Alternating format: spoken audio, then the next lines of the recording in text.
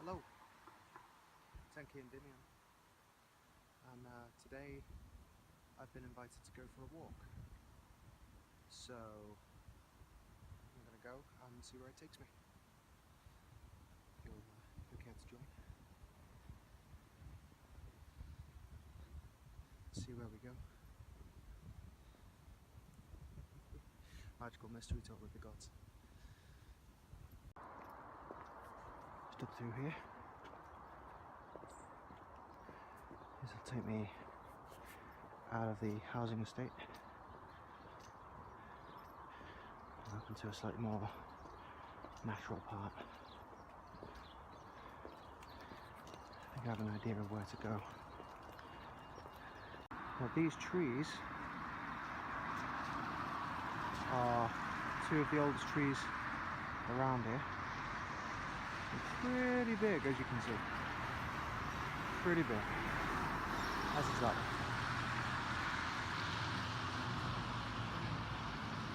And they are, in my mind, the gateway that divides all of that woodland up there from all of this. As soon as I pass through here, anything could happen. Okay, so here we are on the dirt path going up into the woods now. And the amazing thing about this place is that rather than clearing the woodland to build houses, they build houses in and around the woods. So like over here you'll see like a stone wall covered with moss. That's the back of someone's house. Might just about be able to see it over there. Now it's like this for a fair ways. Good long way. And then we hit the nature reserve. Okay, so here I am in the nature reserve. I've been walking for about 45 minutes now. And yeah, let me show you.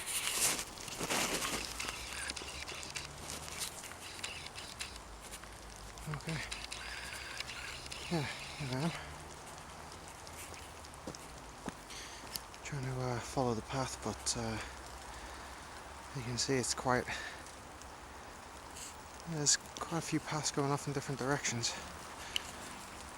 Somewhat of a labyrinth, this place, at times, especially at night.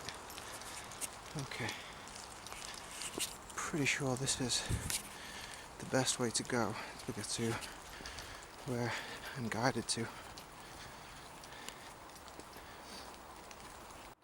Alright, so here we are at the first of the carvings that I know of. This is the horse.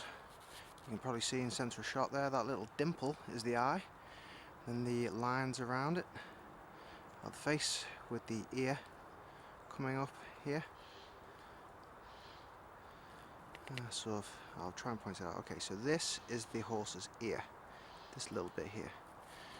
You follow my finger, it comes round the nose, and there's the little eye there. And its head comes all the way down here. There's its neck. Now, there are over a dozen of these scattered all over this place. And it's absolutely impossible to accurately date them. Local experts push the earliest date back to maybe the 7th or 8th century AD. Some a little bit more liberal go as far back as saying maybe 1st century BC. But it's my contention that these are a lot older. You know, the weathering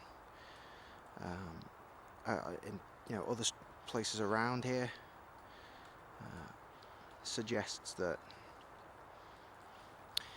This place has been exposed for quite a long time, and yet the score marks are still quite visible,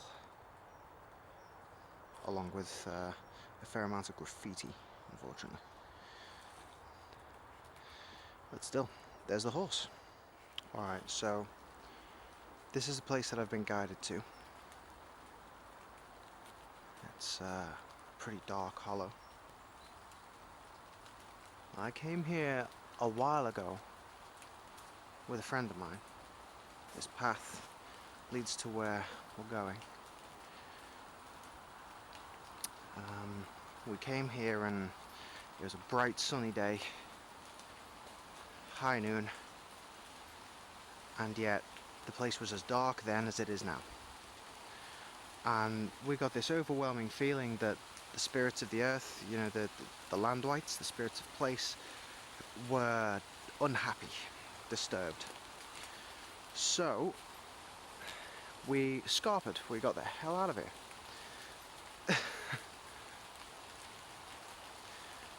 And I still get that feeling now.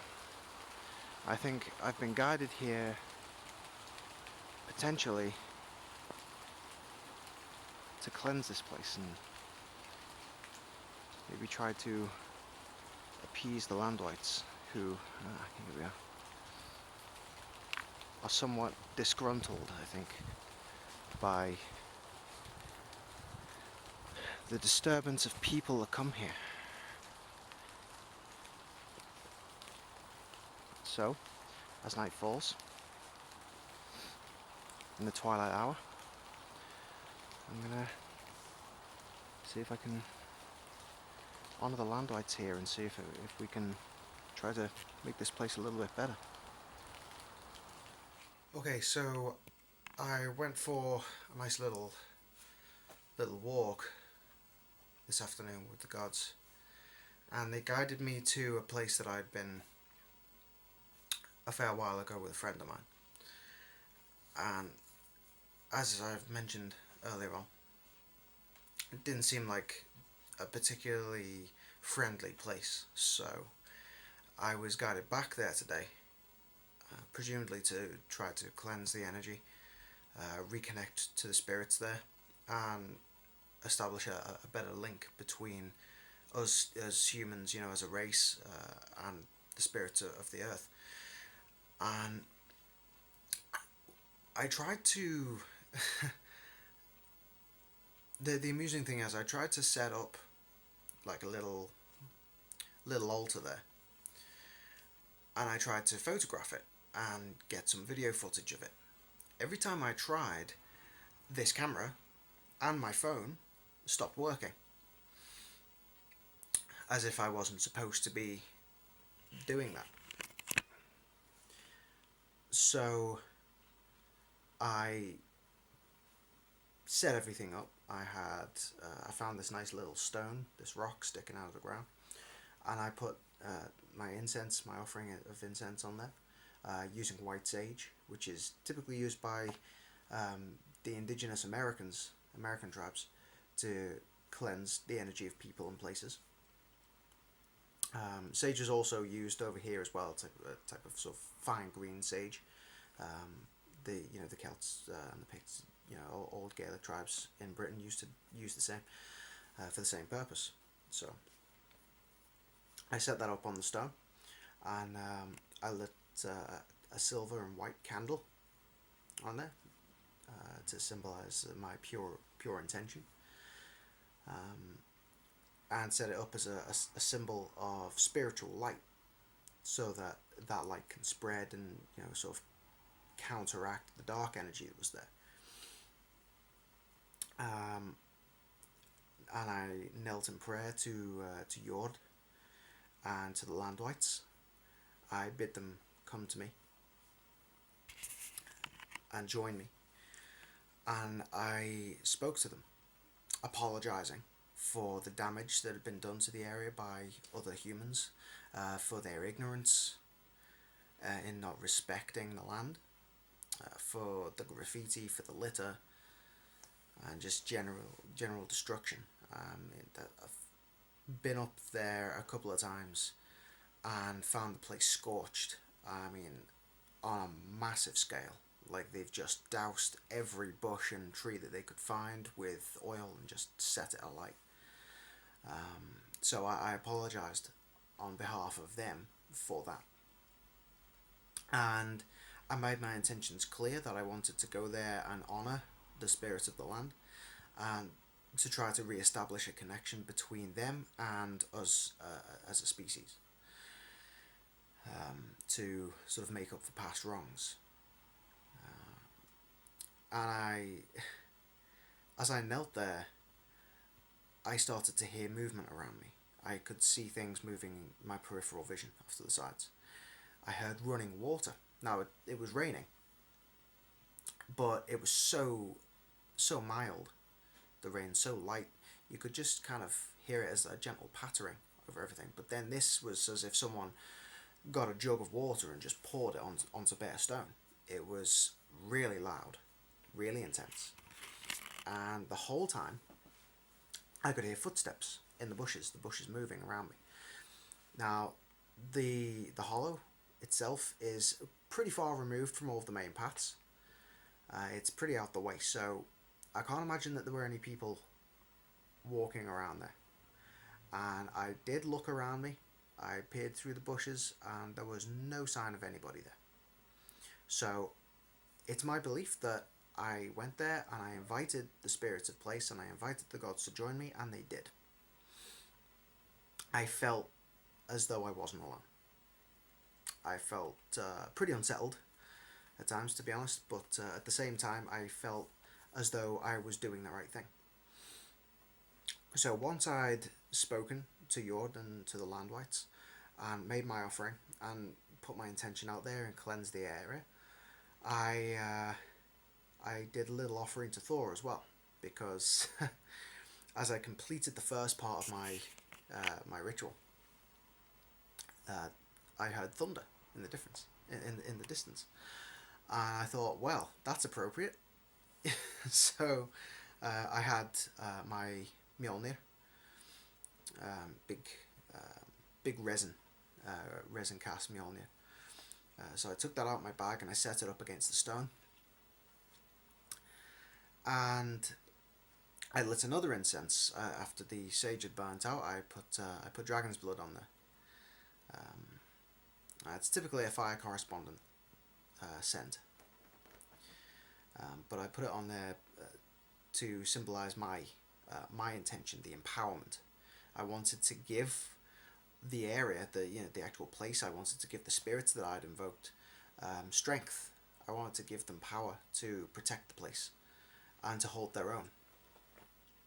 Which is why I invoked Thor, because he's typically a god of action, and I commune with Thor to give me strength in things, everything I do. So I burnt the new incense, and I set up the Mjolnir, and I kept the candle going, and I prayed to Thor to give me strength and work through me to then pass that strength on to the spirits of the land, to protect the land, to keep it hidden from the eyes of the ignorant, and to protect it so that no harm can come to it. Anyone who seeks to cause damage for the sake of just causing damage, they'd be guided away from the area. So I felt that this went pretty well, because again, when I invoked Thor, I heard the thunder get closer, and I heard more movement around me, heavy, like really heavy footsteps this time. I thought, yeah, okay, that's it, it's working. So after I did my little dedications, I ate and drank in honor of the gods. I made a little libation, and I packed up and left.